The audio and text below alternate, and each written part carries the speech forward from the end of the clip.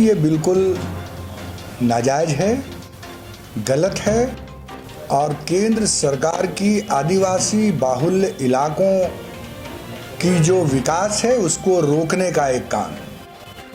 ये त्रिपक्षीय समझौता रघुवर दास जी ने किया था आरबीआई और डीवीसी के साथ कि 6 महीने के बाद अगर हम बकाया नहीं दे पाएंगे तो राशि आरबीआई झारखंड के जो पैसे जमा रहते हैं उससे काट सकते हैं। 14 महीने की सरकार हेमंत सोरेन की जब थी तो डीवीसी के पैसे लगभग बराबर हो गए थे, शून्य हो गए थे। ये जो 5 साल में लगभग 5500 करोड़ रुपए बकाया की जो बातें हैं, उस समय क्यों नहीं केंद्र की सरकार ने काटने का काम किया। आज उन्होंने जो है ये बिजली काटने का काम किया, जबकि 9 महीने की हेमंत सोरेन की सरकार ने 741.77 करोड़ रुपए डीवीसी को पेमेंट किया। केंद्र सरकार की उस चिट्ठी पर राज्य सरकार ने कहा था कि हम पैसे आपको दे देंगे। आपने 1417 करोड़ रुपए आप काट लिया। आप कहे कि हमारा संग्रहण अभी नहीं हो रहा है, आप कर्ज ले लीजिए, कर्ज लेकर के अपना काम चलाइए, जबकि आपने नैतिक रूप से और संवैधानिक रूप से आपकी ये जवाबदेही थी कि हमारा कंपनसेशन जीएसटी का 14% के हिसाब से आप देंगे, आपने नहीं दिया। आज इस कोरोना संक्रमण काल में आपने हमारे पैसे काट लिए और अब जो है आप ये कह रहे हैं कि सेकेंड इंस्टॉलमेंट जनवरी में है, वो भी काट देंगे। देश में भाजपा की जहां सरकारें हैं वहां क्यों नहीं काटा डीवीसी के लिए पैसा केंद्र की सरकार ने, पावर मिनिस्ट्री ने, जबकि यहाँ की एनर्जी डिपार्टमेंट ने ये साफ कहा है कि यह भी विवाद है कि 5500 करोड़ रुपए इसके बाकी हैं। राज्य सरकार ने चिट्ठी भेजा था, लगभग 3500 करोड़ रुपए मात्र बकाया है, तो वो भी एक विवाद में है। अगर झारखंड के लोग अगर इनका कोयला रोक दें, इनका पानी रोक दें, जिसका इस्तेमाल डीवीसी झारखंड का करती है, हवा, पानी, हवा, सांस सब रोक देगा झारखंड का जनता इनका।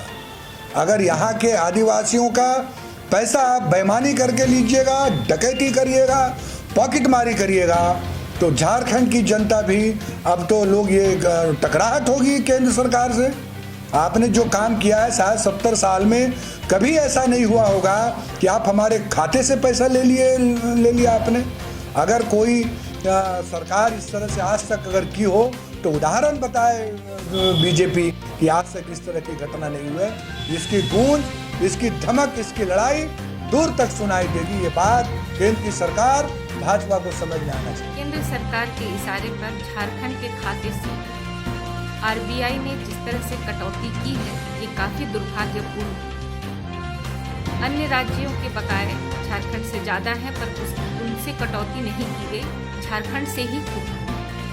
कोरोना महामारी के चलते देश की अर्थव्यवस्था चरमराई हुई, झारखंड की भी अर्थव्यवस्था चरमराई हुई। ऐसे में केंद्र सरकार को चाहिए था कि झारखंड को सहयोग करे। सहयोग क्या करेगी सरकार? उल्टे झारखंड के खाते से जिस तरह से कटौती किया गया है, ये झारखंड की जनता की अनदेखी कही जाएगी और केंद्र सरकार का सौतेला व्यवहार कहा जाएगा, जो काफी दुर्भाग्यपूर्ण है। केंद्र सरकार से इस समय में, इस विकट परिस्थिति में इस तरह के कार्रवाई की उम्मीद नहीं की जा सकती थी। राष्ट्रीय जनता दल केंद्र सरकार की इस कार्रवाई पर काफी निंदा करती है, इसका विरोध करती है।